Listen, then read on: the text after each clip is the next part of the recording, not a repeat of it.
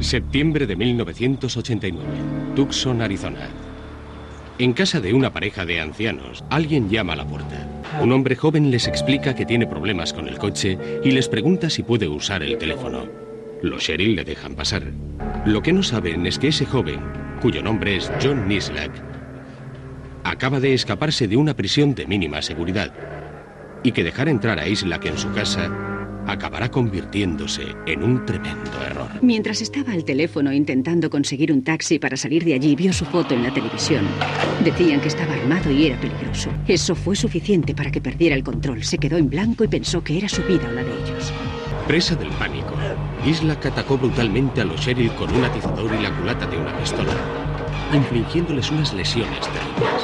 Ese arranque de violencia salvaje causó heridas que resultarían fatales para el señor y la señora Sherrill. John Islak, de tan solo 21 años, fue arrestado y acusado de asesinato en primer grado. En El Paso, Texas. Lo más terrible del asesinato es que Islak aparentemente no tenía sentimiento de culpa ni remordimientos de ningún tipo. Nosotros, el jurado, encontramos al acusado John Patrick Islak culpable de asesinato en primer grado. A pesar de las súplicas de su madre, John fue sentenciado a muerte. Sabía que John tenía un problema, que robaba y mentía, y por eso estaba en prisión, porque había suplantado la identidad de alguien y había utilizado su tarjeta de crédito. Pero no tenía historial de violencia, nunca se metía en peleas. Cathy y su primer marido habían adoptado a John para que fuera el hermano de su hija natural. Como psiquiatra que trabajaba con adolescentes problemáticos, creía firmemente que crecer en un entorno moral y afectuoso haría de cualquier niño un adulto equilibrado. Pero lo que descubrió sobre su propio hijo adoptado amenazaba con hacer añicos sus preciadas convicciones. Desesperada por salvarle la vida, se embarcó en una cruzada para descubrir la verdad acerca de su hijo. ¿Cómo podía su hijo adoptado, que se había criado en el mismo ambiente de amor que su propia hija, ser tan diferente? Creo que la mayor diferencia estaba en que mi hija aprendía cosas y parecía aprender de la experiencia. Tanto en el colegio como en casa, aprendía más fácilmente que John. Desde que su madre recuerda, John le robaba cosas del bolso, al igual que a su padre y a los compañeros del colegio. Desde los 7 años tuvo dificultades de aprendizaje. Luchó para mantenerse al mismo nivel que sus compañeros, académica y socialmente. Y fue metiéndose en líos, robando cosillas y contando mentiras. Era como si John siempre se estuviera estrellando contra una pared. E incluso entonces no aprendía de la experiencia. Creo que esa era la mayor diferencia. Volví a la agencia de adopción y les dije, mi hijo está en el corredor de la muerte y va a ser ejecutado. Necesito saber todo lo que sea posible sobre esa parte de su vida que siempre ha permanecido oculta. Meses de búsqueda concienzuda abrieron la puerta del pasado genético de John Islak. Este gigantesco árbol genealógico recopilado por un neuropsicólogo muestra la historia de los antepasados biológicos de John. Una historia tétrica que asombró a su familia adoptiva. Lo que hacemos básicamente es comenzar a examinar varias generaciones. En el caso Islak retrocedimos unas 5 o 6 generaciones. Lo que buscábamos eran rasgos antisociales en su comportamiento. Actos criminales, personas que hubieran estado en prisión, que hubieran atacado a otros, que estuvieran involucrados en casos de adicción a drogas, prostitución. La clase de cosas que nos indican que hay un comportamiento antisocial. El Dr. Thompson encontró un extraordinario historial de comportamiento antisocial en la familia natural de John Islak que se remontaba a más de 100 años atrás. Cada barra de color representa un problema de comportamiento diferente: enfermedad mental, internamiento, suicidio, toxicomanía y alcoholismo. El padre natural de John había sido abatido por la policía durante un atraco a mano armada a los 22 años. Como un sendero marcado, todas las barras de colores llevaban a John. Los gráficos se convirtieron en la base de la apelación presentada por la letrada Carla Ryan. Lo que hemos hecho es reproducir 2 árboles genealógicos diferentes. El que tiene todos los colores es el árbol genealógico de la familia biológica de mi cliente, que aparece identificado aquí abajo con todos los colores. Y este otro árbol que está en blanco corresponde a su familia adoptiva. Y de nuevo mi cliente aparece identificado aquí con todos los colores. Lo que esto significa es que si retrocedemos varias generaciones, todos los desórdenes que identificamos individualmente con cada uno de los colores confluyen en lo que John padece en la actualidad. Alguien de su familia lo padeció y se ha transmitido por los genes y por las uniones biológicas a través de todos los miembros de su familia. Y si observamos el otro lado, la familia adoptiva, no aparecen los colores que representan desórdenes en ningún miembro de la familia.